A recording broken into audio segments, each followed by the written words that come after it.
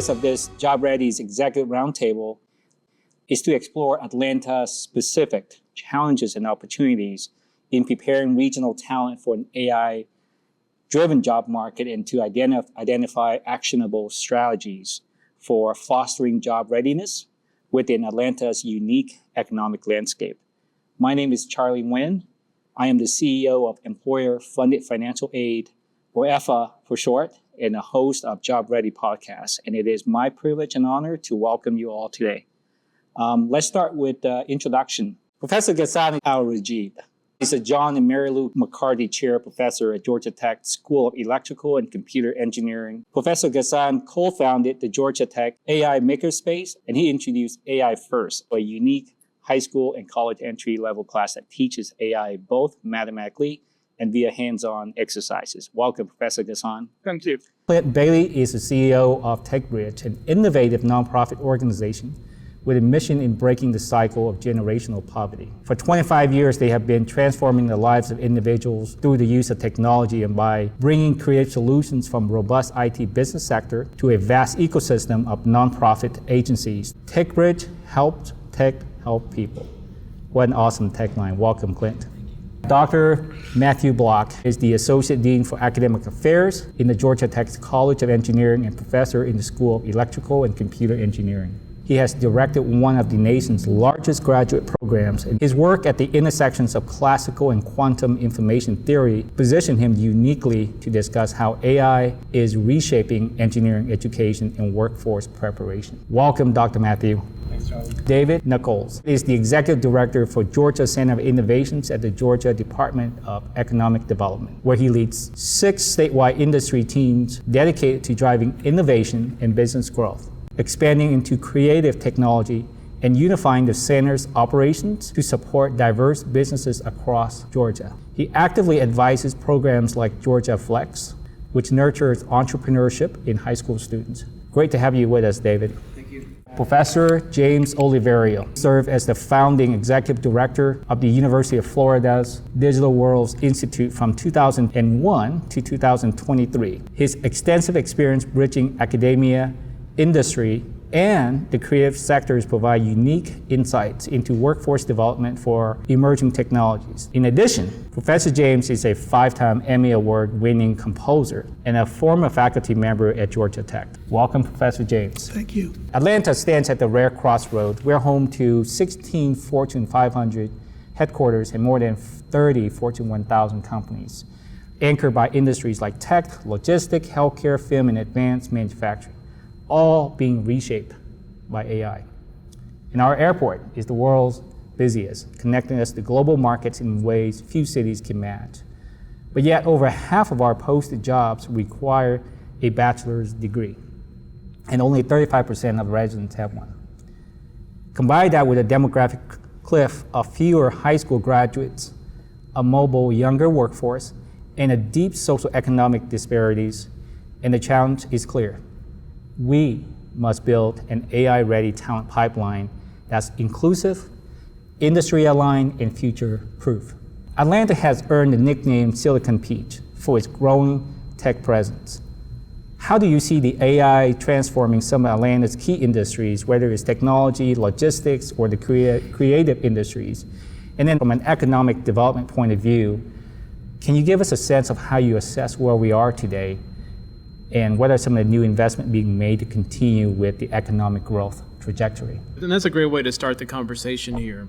And you're right, Atlanta has become really a technology hub over the last several years. And if you don't know, just look inside the building you're in and look around you outside the building here at all the things that are happening in this space. And even more recently, we've had significant investment from companies that have specifically mentioned AI as a part of their operations here in Atlanta. So companies like AIG and Cargill, and even on the logistics side, Greenbox Systems just outside of Atlanta, they all are using AI in some form of their job postings and different things related to that. And so you're right, it's become a big part of what we do here in the city. And when it comes to the industries, it's really kind of a unique approach to what's going to happen in the future. We're not really sure yet what's going to happen in some of these as new industries still continue to take on different forms of this. And one example that comes to mind related to AI and particularly like on the manufacturing space is I think a lot about the dishwasher. We all have dishwashers in our homes, and when a dishwasher was put into a home, it was really designed to make the job easier, right? It allowed you to, instead of having to manually wash and dry dishes and those sorts of things on your own, which takes a good bit of time, as we're all aware. Now you just kind of rinse them off and stick them in there, and then you press the button, and 3 hours later it's done, right? And while it's doing its thing, you can go do other activities. And I think that's really what's going to happen in a lot of the industries that we see here in Georgia. I think it's really going to be enhancement to what's already here, and we'll continue to have growth. And thank you to our Georgia Tech partners here that we'll have hopefully a good talent pool to pull from as well to continue to supply those jobs that are needed. Thank you, David, for that. Just a quick follow-up. I mean, we're getting direct feedback from many of the industries that they're on a bit of a whole pattern at the moment, and there's trepidation, if you will, in terms of in making additional investment. What's your observation here in Georgia? Are you seeing that here in Georgia as well, or we're on the playing offense? There is some hesitation until there is clarity, and I think that would be the same in any situation or even in those in the future as well. But from my perspective, we are beginning to see those choices being made, and it's just continuing to see what we've seen already here in Georgia. Dr. Matthew, can you help us level set what AI is and its application in the learning space and its skill in the higher ed context? AI is a tool. I'll be very frank with you. It's a tool that allows us to do more. Now, what is more? Well, I don't think we've completely settled that question. Sometimes we can teach more to our students, empower them to do more and bigger things, more and better things, and these are slightly different things, to be completely honest.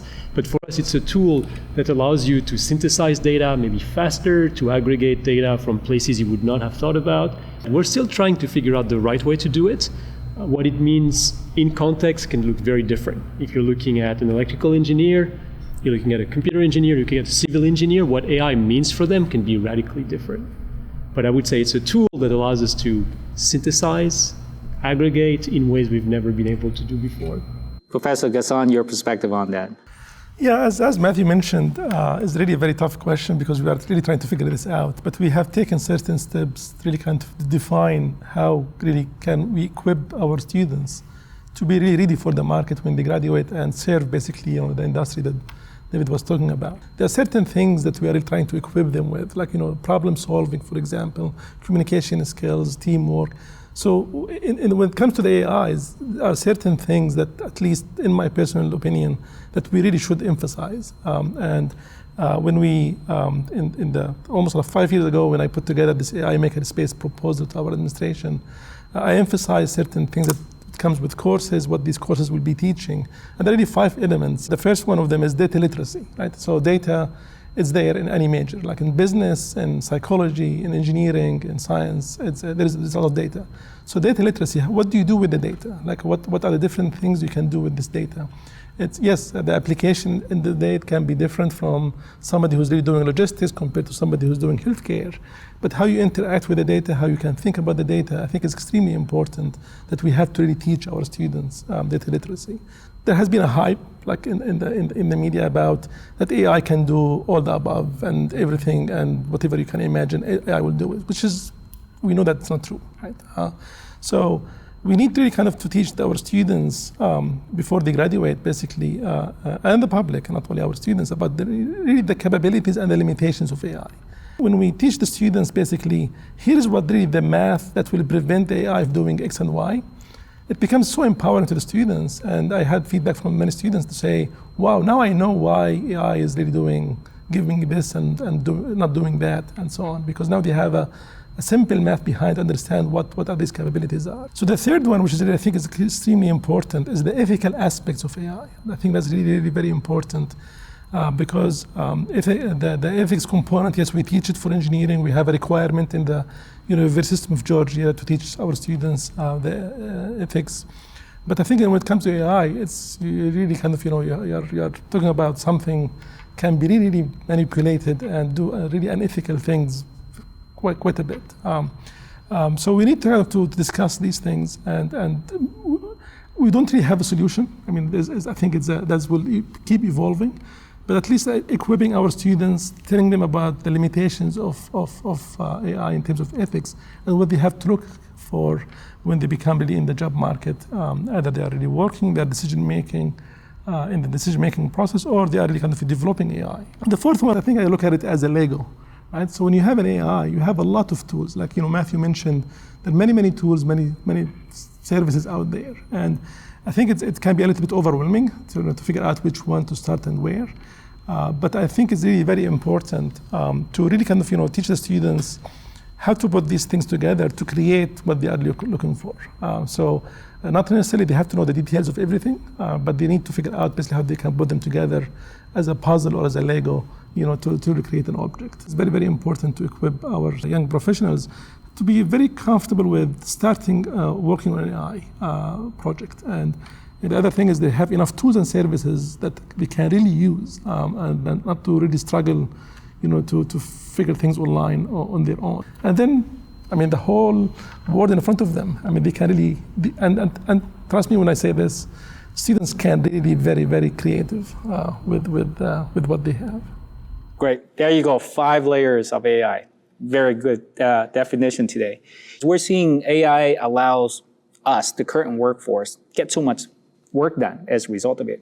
And a lot of that, it used to be kind of a lower value work, if you will, tend to be delegated to kind of new workforce members, right? Clint, from your perspective, and I'll come back to you, Ghassan, with Makerspace, because you mentioned that and I wanted to get a clarity on what it is. But talk about, because you're able to get a lot more work done, you're not going to be able to need as much on the front end of folks, whether it's new to the industry or new to the workforce in general. Love to get your reaction to that. When TechBridge was founded 25 years ago, it was bringing the internet and how to adopt and use the internet to do more with less, right? And then move on from mobile, cloud, data, and then now with this amazing inflection point with using AI tools and applications to do 10 times more with even less, right? So I think for the workforce, what we're seeing is, I would say there's a lot of interest. You mentioned the kind of the wait and see. I still see slower to adopt, both corporate and nonprofit. I think part of the challenge is it moves so fast, it's hard to determine where to truly jump in. And I think also it's, we're seeing companies tend to your point, look at jobs that you can replace with technology, especially with AI. And what we see with the workforce then is you don't need, to hire everybody, all your employees from Georgia Tech. Maybe you need one engineer and you need folks that have critical thinking and have a great understanding of AI and a high aptitude to learn. And you can surround those engineers with talent that would not normally be recruited into these technology jobs, right? So we take folks from underrepresented populations, underserved communities, and try and move them into the tech career path because the wealth earning potential is there. We look at filling that talent gap with, like I said, with talent that is probably more of a non-traditional educational background, right? So maybe no college experience, maybe a 2-year college degree, but coming through programs that can bring this talent up to speed and get them performing at a level that historically we just would have never seen that. Beyond specific skills that's considered technical competency, what are the skills critical? High level of confidence, adaptive, resilient, which many of these folks from these communities, to make it through their daily and weekly lives, with challenges such as food on the table and shelter. The fact that they're resilient and surviving that, you typically see some of these traits that stand out. And then we try and match that with a kind of a higher aptitude level of interest as well in technology. And we're seeing a high level of interest in AI. I think the challenge, and hopefully we'll get into some of that, is how do you make it available to everyone? Yeah, I see AI as potential as an equalizer in a lot of ways. because AI is so accessible. It's a natural language, right? You don't even need a lot of that highly technical background in order to leverage the AI tool to get more work done. So in that way, Dave, would love to get your reaction to this, because we're seeing the disparity, potentially, and we're still in the early days of AI, as to Matthew's point, but potential growing disparity between sort of the certain community in the state benefiting from AI directly and others are not. So from an economic development point of view, is there a concern? Is that something that on your radar that you're thinking about and potentially start formulating a solution for? I think related to that is, some of that hesitation you referred to earlier is still that I think a lot of times we see AI mentioned, that we're going to be hiring people in AI roles or whatever, but they don't give you many details on what those are, right? And I think that wait and see, and yes, we're doing this, but I think that's where the answer is, right? And so, which then gives you time to prepare for whatever those workforce needs are. And that opens the door for conversations with education providers, with your higher education institutions, your technical college systems, all those that you have in the state, to really think about employers and industries are talking about these things. As they go through this process, let's work with them to figure out how to best prepare that workforce. And so I think that gives you opportunity to have those conversations so that you can grow together. And I think that's it's going to be, related to other parts of the state and different communities there. I think that's an all of Georgia conversation and not just a metro conversation. One thing the pandemic taught us here in Georgia is that you can work anywhere, right? And I'm sure it taught many of us that. And so with that thought there, what we've seen on my team and what we've seen through the work that we do is we've seen rise to other parts of the state, other communities that would be second tier or third tier cities that are smaller, are having burgeoning kind of tech hubs in a way. And so I feel like as those communities grow, this is a great time for them to also grow with this technology too. Thanks, David. Professor James, given your interdisciplinary background spanning arts, technology, and workforce development, how can Atlanta leverage its unique creative economy, particularly the film industry, as a model for preparing workers in other sectors for AI integration?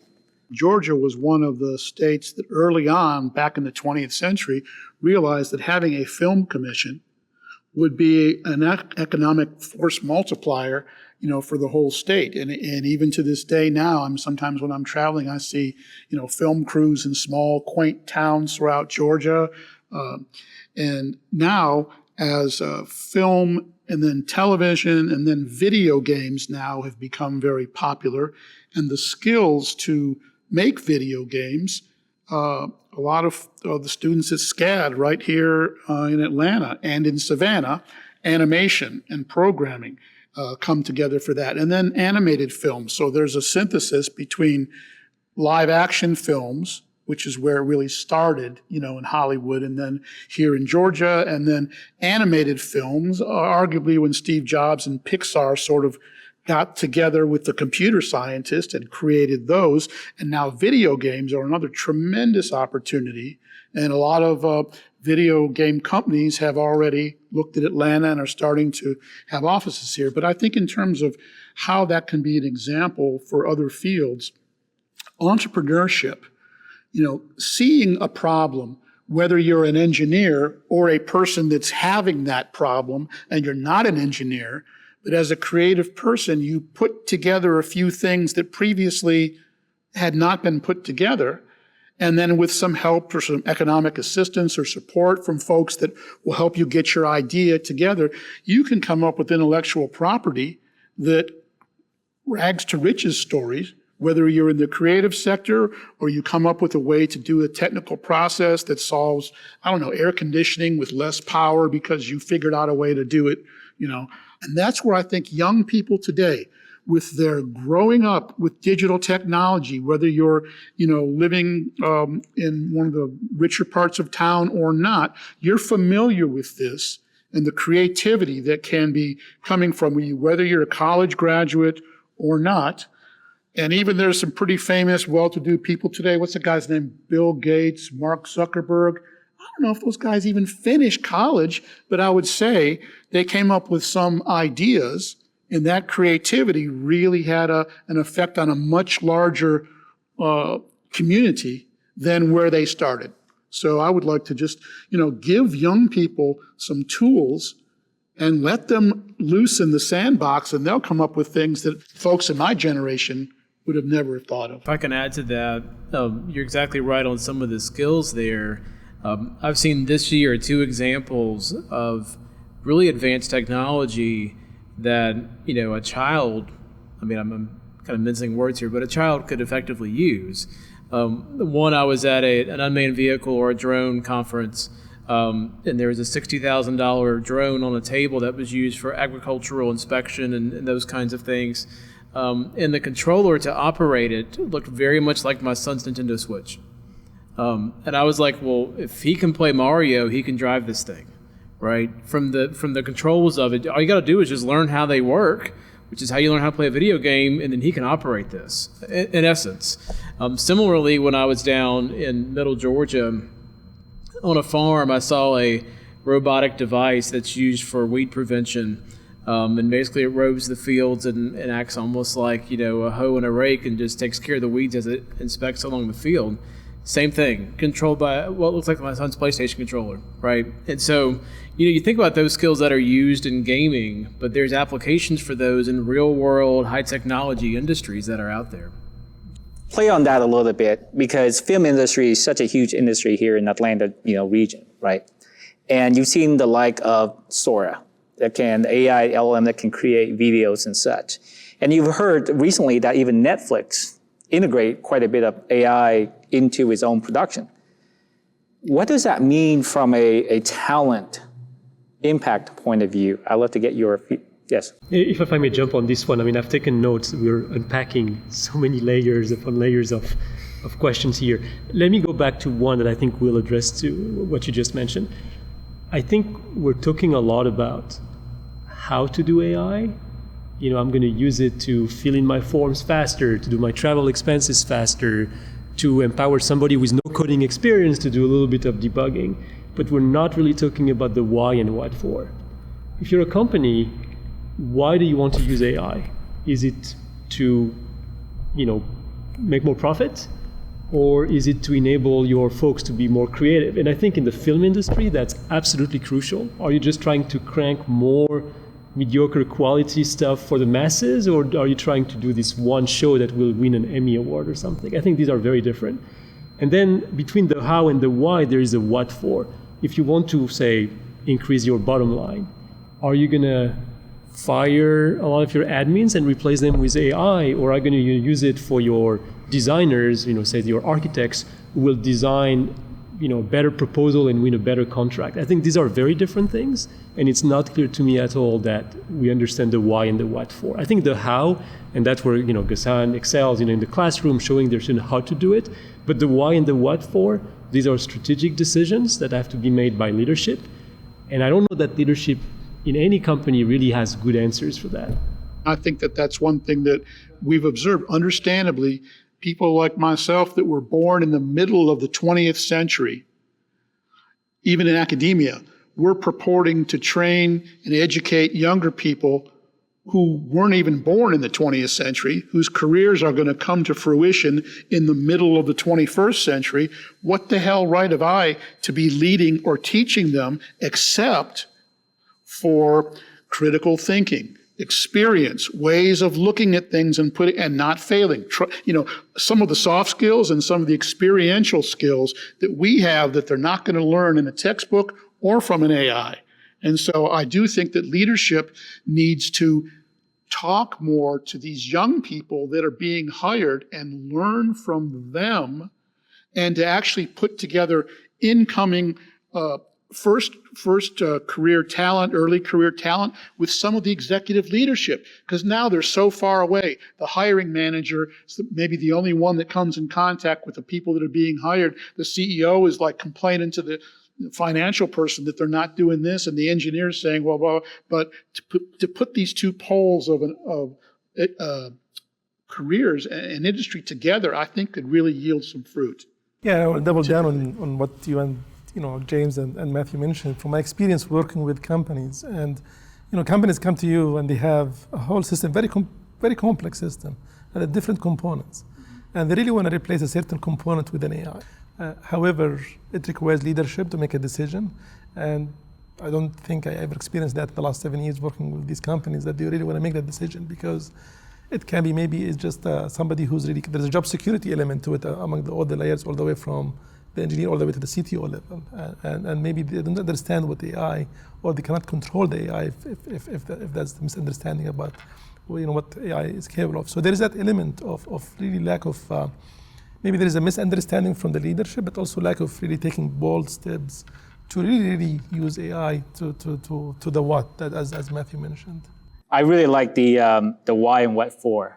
Dr. Matthew, I thought that was a really good perspective to add to this. Just, I know you have a lot to say about AI, so I'm going to come right back to you on this one. So from your research in communications and information theory and your role in academic leadership, what do you see as the most critical infrastructure, both technological and educational, that Atlanta, arguably perhaps even wider than that, but Atlanta needs to develop to best support its AI-augmented workforce?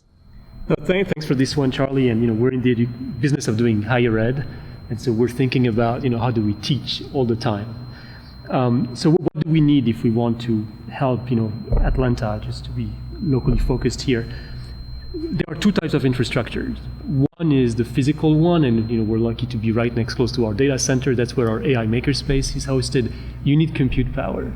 If you don't have compute that's easily accessible and, dare I say, reasonably cheap, it's going to be very hard to teach AI and have that be the equalizer that we sort of alluded to before. It's just not going to happen. So you need an infrastructure. And thankfully, industry is not waiting for me to say that. There are data centers popping up, left and right in Georgia and elsewhere that are enabling that. And then you need, on the educational side, you need to give people access to training, courses, whatever form they may take, so that they can actually appreciate what can be done. One, I think, of the challenges we have right now is, if you ask me, how are you going to teach information theory next semester? I know how to do that. I've done it for 15 years. People have done it before me for the last 70 years, right? So that's a well-done thing. If you ask, how are you going to teach AI? We're pretty new at this. We don't exactly know what to teach, what is the audience, and so we need different levels of offering, everywhere from a training on how to use your AI assistant to write letters for your assistant more efficiently, to how to help an engineer be more creative in their design, how to make connections faster. You're a hardware company, now you can design good software, but these are very different things. And I think we have to be careful not to assume there's going to be one way to learn prompt engineering that's going to solve everything. I'm in the business of selling education, so I'm not going to say it's going to happen, but I don't think that's realistic, because these are very different audiences. You need different tools. And so we need these offerings. And right now, we're still trying to figure out what is the right offering for the right audience. What does it mean to upskill somebody who does not have a college degree versus somebody who already has a PhD degree? They could all benefit from AI. I think, Kassan, hopefully you agree with me here. Yeah, absolutely. But the way you present the tool, the way you create a course offering, an educational offering, is going to be very different. And I can just, if I may, I just want to add, inside the compute, also data. I think that's really something where we're really struggling. I think, data can be really, it's an asset to these companies. It's an asset to governmental agencies. And I think we need to have some, in Atlanta, in the state of Georgia, we'd like to have really much stronger partnerships where we can really present the data with the compute power. Then you have quite a bit of space for the young, for the youth in the city and the state to really innovate. And I think that's really kind of something where is missing from all these discussions. Yeah, we have the hardware, we have the education, but now what about data, so we can really capitalize on that and benefit the citizens of the city. Great points, and we keep on hearing that. And I want to come back to David a little bit on the topic that we need more energy, we need more data center, right? We need more resources to make AI reality. Can you give us your assessment in terms of where Georgia is today in terms of the ability to accommodate some of those? I don't know if it's new or it's current or it's still in the early stage of developing that as a competency for the state.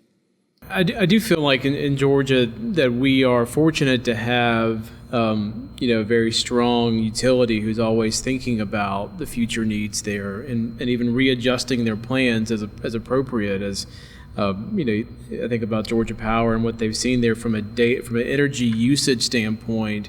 You have to think about the future plans there, and sometimes those come very quickly with data center investment and those kinds of things there. And so I do think that we're fortunate there. I think from the manufacturing set there, as far as chip making and those kinds of things, we still would love to see more of that, just as there's a need for that. And I found some good success already with some of the parts of that, some substrates and different things related to that. So there's some elements here that already kind of make Georgia a part of that process there. And I do think from a logistics side, as far as moving of things throughout, what's been great about why Atlanta's even here from a technological infrastructure, just speaking from the last several decades here, is that it's home to major fiber lines, and that's really the backbone, if you want to call it that, of what's grown up here. I mean, just look out the window here at Spring Street, and a lot of that infrastructure runs up underneath that. And so to places like Alpharetta, which is why Alpharetta is so popular from a technology standpoint, is it's at the nexus of those fiber optic lines. And so being able to have that as a backbone is really important to growth here. So I think all those things kind of work together to provide good opportunities for Georgia to be successful. We're not in a position where we have to sort of keep up or have to sort of scramble to find solutions. We already have good success that's here, and then can just continue to think proactively of how do we continue to move forward in that direction. So good to hear. So good to hear, David. I want to switch over to Clint. Atlanta is well documented to have a skills gap, right?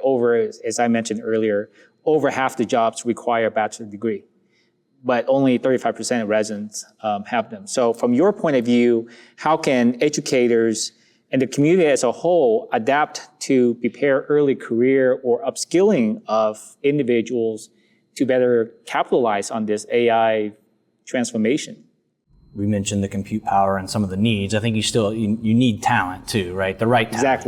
Exactly. And I think we've done a great job in the state of Georgia. I think we're number one state to do business with for 10, 15 years, right?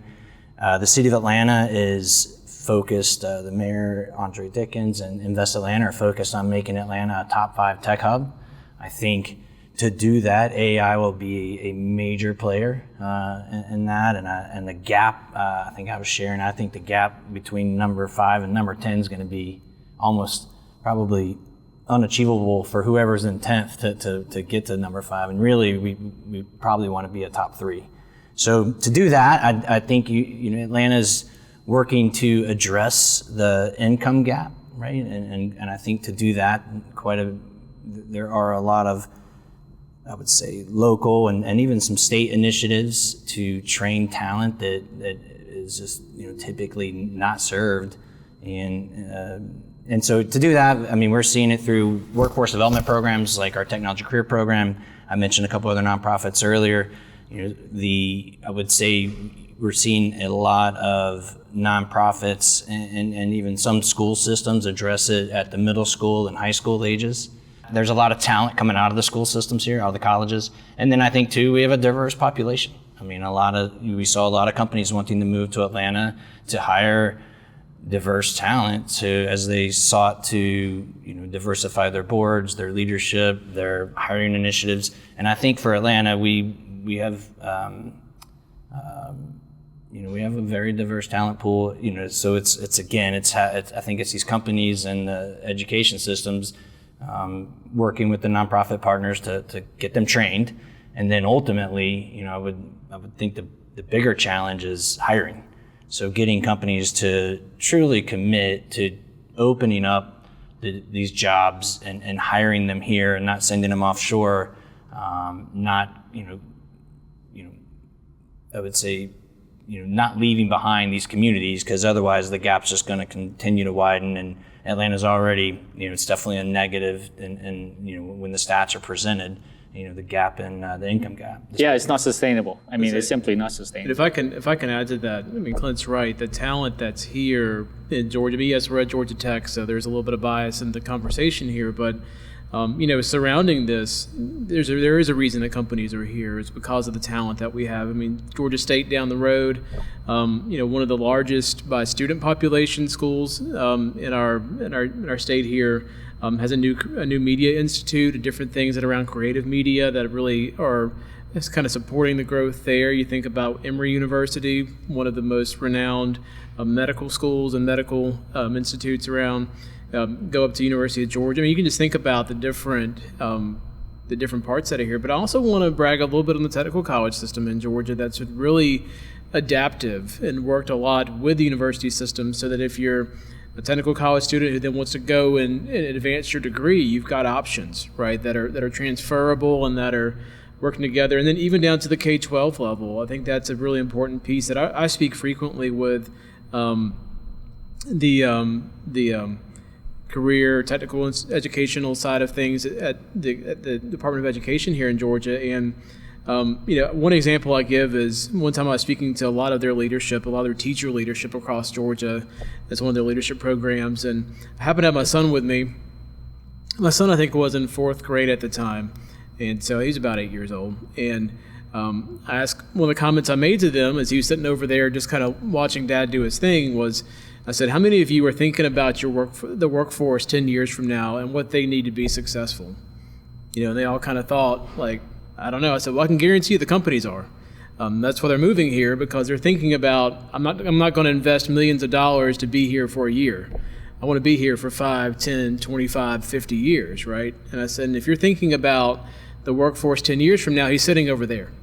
At 8, in 10 years, he's 18, right? And so you got to think about, how did the things you're teaching in a classroom transfer down to that level? Because in 10 years, he is the workforce. And so those things need to be ready for him. And so you get the idea of, like, the teachers and educators were like, yeah, we're not thinking about that, right? And I think that's where the conversation begins too. A part of this conversation, I mean, affordability is a huge issue, right? I mean, because for a lot of non-traditional learners and such, I mean, they all want to advance in life, but the ability to afford an education is a real challenge, right?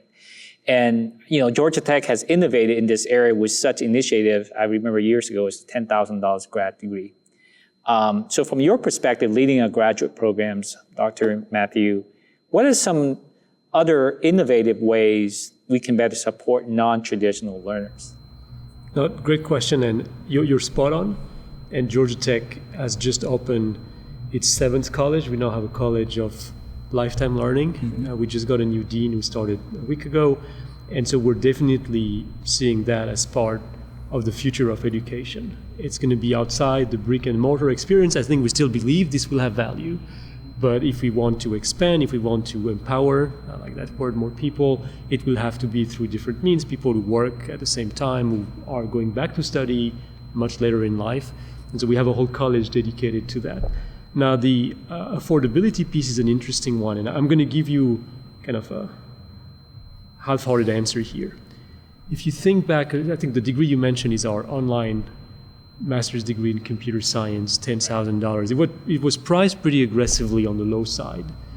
It's been a resounding success. There is this model where a lot of the people who go through the program come back as TAs, almost for free. I mean, they're not, they're paid, but nothing compared to what they really make, but because they care. Like, it built a community around it. It's been incredibly successful. I think a couple of things happened to make that successful. The timing was perfectly right. There was a whole pool of talent coming from all ways of life, all around the world, that wanted to get into computer science, right? So they had this raw talent. So that's one. Two, there was a path towards that. You can teach somebody who's a history major how to code, to do all sorts of amazing things. So that was there. And so Georgia Tech took that route very successfully, and because you're online, there's an institutional investment, but then the cost of attendance can be lowered a lot. Now, the reason it worked is because people who graduate from that have the same degree as the folks who take it in person. And from the outside, people recognize that they were just as good. Unfortunately, that model is being both empowered and challenged by AI. It's being empowered because imagine what you can do now if you have an AI tutor that follows your needs, helps you refine on topics you need guidance on, and helps you roam fast when you actually already mastered. That's awesome. But there's also the world where everybody's using AI to solve the homework problems. And so you're grading, assessing students based on what? And so there's a real risk if we don't walk a fine line where this more equitable offering or access to higher qualification now is being harmed by AI because we don't know what we're grading, and industry could say, hey, hold on a second, where did you get your degree? Was it online or not? And so I don't have a glass ball to predict what's going to happen, but I see that as a tension. And certainly in our College of Lifetime Learning, we're certainly trying to do that. Now, I'm going to give you a hint of what we can offer to solve that equation. We have to rethink how we do assessment beyond the traditional, I'm going to grade your homework and whatnot. So that's one thing that we have to do. And two, if you look at a lot of our degrees, I think the value of the online degrees is beyond just the rote skill that we teach. It's like the communities, the networking we offer. So there's value added there. And so that's something we can tap into to make these degrees still affordable, but then recognized and valuable. But there's going to be a tension between objectives here, and AI, I think, unfortunately amplifies all of that. So what will trigger one versus the other? Do you say empower, but also endanger? Yeah, so it's an excellent point. The way I like to phrase it internally, so now it's going to be public, is that the joke is on us as educators. Because we got used to evaluate things a certain way. When I say evaluate, I mean assess someone's skills. Typically, you take a course, you have an exam, I grade you, you pass or you don't, right? And maybe there are shades of passing between A and D, right? And I think now AI is forcing us to rethink that, because I give a take-home exam, everybody is going to ace it, right? A+. So how do you evaluate? Well, you have to find other means of assessment. Some, like Ghassan said, more open-ended, because then everyone has the same tool. I can guarantee you not everybody will come with the same solution. I think there's hope. I look at my colleagues in design, College of Design. You go at the end of the semester when they have their expo, it's fascinating. Amazing. You can clearly tell some students have a lot of talent, others not as much, and they have access to the same resources, right? So you have a way to assess and really see the talent, but you have to completely rethink how you do assessment. It's not an exam. So I think that's going to be the differentiator, whether we can adapt quickly enough to find the good assessment methods that we will value as educators, but that industry, I think, will also value by offering jobs. At the end of the day, that's the ultimate seal of approval. And I think industry is trying to find other ways to assess talent as well, right? So it's not just about the degree anymore. You know, it's the skill set, the level of skill, the experience that someone brings with that. That's the very challenging one, because the industry has been talking about skills as opposed to degrees for a long time, right? But there's not a standardized assessment, I guess, to come back to that for just a second.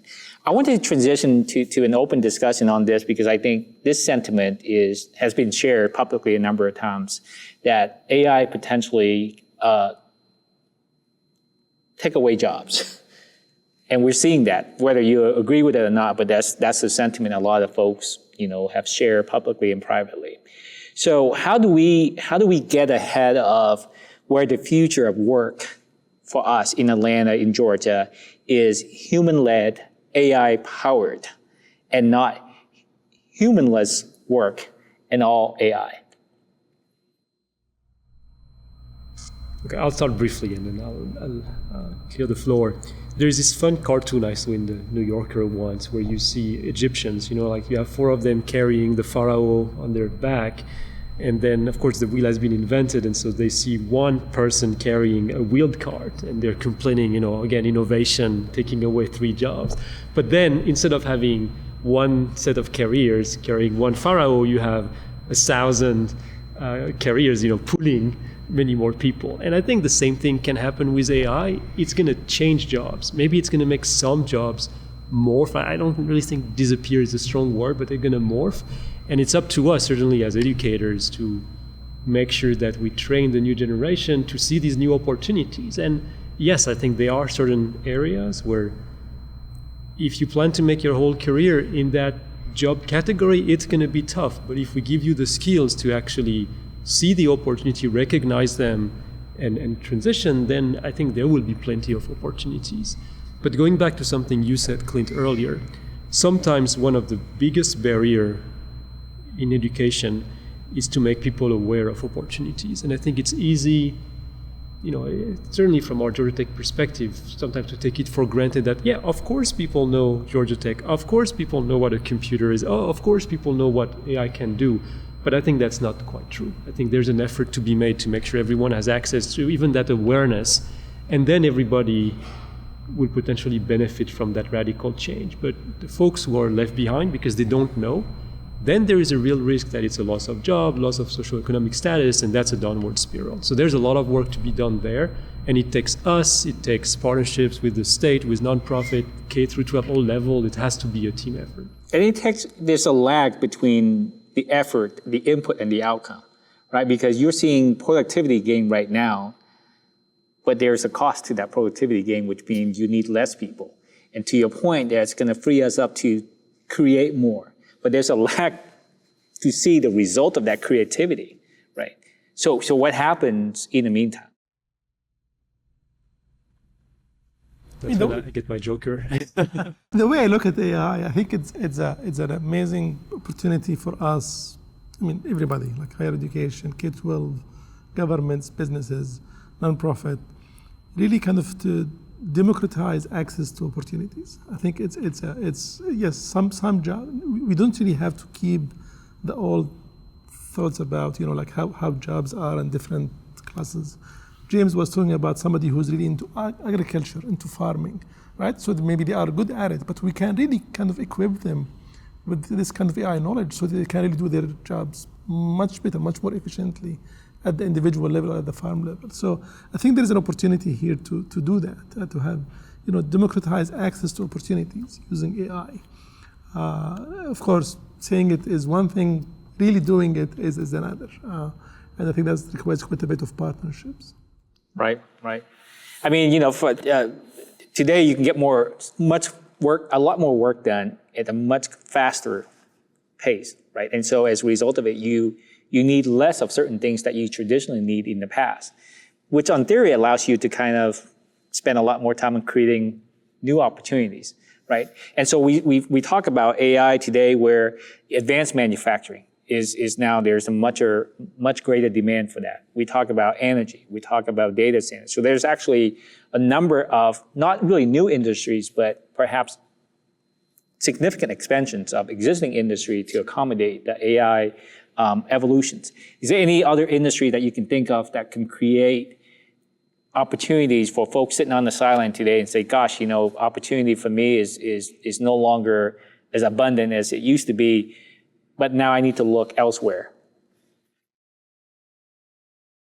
That's a tough one. There's a paper that was published recently in which they analyze, I think, maybe prompts from Copilot, one of these LLM, to understand who was using it in what field and what fields were the most likely to be displaced, for lack of a better word, by AI tools. And their conclusion was a little bit underwhelming in some ways. You can imagine if you're a plumber, a hairdresser, AI is not going to replace you right now. And it's not just because you cannot replace them by a robot. It's people, you go to get a haircut. Not yet, I'm a no, plumber. but you go to a haircut, you like that relationship you might have with your hairdresser or your barber. Like that human connection, I think that's not going to go away. So these jobs they sort of viewed are not really the one that were, based on the prompts they were seeing, likely to be displaced. But our job was quite prominently displayed as being displaced by AI. I still don't quite buy that, but I think ultimately, I don't have an exact answer to your question, but I think you have to ask yourself, we have to ask ourselves, what is the value that we're providing? Mm-hmm. And if we cannot answer that question, then we're going to be displaced for sure. But there's a human element in many jobs where that human connection is crucial. And so empowering someone to focus on that and then do all the stuff. I mean, think about, you go to your, to the DMV, like the relationship we have with the DMV is always, a love-hate relationship. But imagine, there's no reason why their customer service could not be awesome. And imagine what they could be if all their administrative minutiae is handled by AI well and done, and they're focusing on making their customers happy, it's efficient, and it's done. I mean, my local DMV is super efficient, actually. That was a bad example. I'm all for that. But, but so you know what I mean? But it's because they allow people to refocus the job on another dimension. Yep. And that gives me a lot of hope, actually. I don't think the displacement is going to be as massive as we think, because customers will still be looking for value in a lot of services. I would agree with that thought too, and even in the examples, as even basic examples of AI that can be used in the workplace, you still need a human involved in many ways. I can just think of two examples just personally that demonstrate that. One is my family and I went on a trip back for spring break, and I was thinking, okay, ChatGPT, give me a 4-day itinerary with elementary school age kids, 4-day itinerary. You need restaurants, need things to do, whatever, and it gave me this nice regimented plan of things to do. What it didn't factor in was that these are children. They're not going to want to do these things at the time you want to do them, right? So it still involved me to say, and my wife as the parents to say, we're going to go to the beach today instead of this, right? Because that's what they wanted to do, and so that wasn't on the schedule that was given out. So there still needed to be some sort of human interaction. Another example is my wife's a graphic designer, and somebody was trying to show her what they wanted from a graphic image, and they threw it into an AI engine, and they had an image of like two hands together being folded together. Well, she happened to notice that one had 6 fingers on it, and she's like, that's not going to work, right? I can't share that. So, it still requires some sort of human interaction to get, so yes, can it empower and inspire and be tools in that sense? Absolutely. And it can be very helpful there, but it doesn't replace the person from being involved in that discussion either. Most folks are probably giving this quite a lot of thought though, right? Analyzing their career and their career path. I was a headhunter on the IT staffing company. Definitely see the marketing aspect that you can do using AI now, would have to be affecting those who are in that space, right? Or at least making them think, what extra value am I providing? What are my relationships that are valuable? Sales, right? We're seeing it right now in sales. Microsoft announced a massive layoff, most of them in sales, and the thought process there being, that they're using some of the AI tools and technology to, fill some of those skill sets with agents, right? So there's coding, right? There's plenty of new coding technologies out right now that can quite frankly code them on their own. Now, I agree, you still need folks in all those areas I just said to monitor, make sure it's ethical, make sure it's accurate, make sure it's I would imagine they're putting eyeballs on everything before it goes into a production, but you can do more with less. So I see the concern there for sure. I see it affecting. And we don't want double digit or worse. We don't want high unemployment. So I do think it's another area where we're trying to recruit companies here that can fill some of those gaps in regards to the technology hiring and. I want to get into that with you a little bit, Clint, because 10 years ago, everybody was like the answer to your career aspiration is learn how to code, right? That was sort of 10 years ago. Like, you want to be an artist? No, learn how to code, regardless of whatever the career question is. And then 10 years later today, it's like, learn how to be a plumber, right? Because AI is not touching that yet. It's not replacing you. Yeah, at least not yet, Not yet. right? At least not yet. So from your point of view, working with a lot of folks, non-traditional, who may not have the same access and the resources, what's the future? I'm asking you to look a little bit into the crystal ball that you possess. So I'm bullish, and I see it as someone with that skill set still has a great base skill set to build from. So I think the question is, how are they going to enhance their work or their work output with that technology? I would say most of them are taking their basic skill set and enhancing it. It would be my bet. I am very optimistic for what AI can do. Obviously, there are some practical implications, good or bad, that we have to consider from economic development, from workforce planning and different aspects of it. But bottom line is you got to seek. Yeah. You got to ask. You got to wonder. You got to be curious if you want to, reap the benefit of what AI can bring for all of us. I know we're coming up on the time here, and I want to make sure I recognize your contribution and participation today, and really appreciate the insight that you share. Is there any last comment that you want to make? To conclude, I'm very optimistic. It's if you look at the history, humans are very creative, right? It's throughout history. Yes, there are phases in humans' race history we don't really have a bulletproof solution to what these things are, but I think humans are really, really creative, and we should keep that in mind. Human resiliency. Absolutely. If I was going to invest in some type of future, if not workforce, career, I would just keep track of what AI can't do. It involves creativity and imagination, and stick with that. That's ambiguous, but humans are good at that. I like that. I like that a lot. Dr. Matthew? No, I mean, I'm going to toot my own horn here. We're in the higher education space. I think, a lot of my colleagues here, we took that path because we enjoy teaching students. We teach them how to learn on their own so that they can go on and do greater things. And I think with AI, things are changing, but that core mission, I think, is still there, still has value with all the implications we discussed. So I'm actually very hopeful. I'm very hard to hear that. Teaching them continue to teach them how to learn, how to think, how to be curious, right? Because a lot of them, that could be taken for granted, especially with my daughter entering Georgia Tech. So I'm so glad to hear that. David?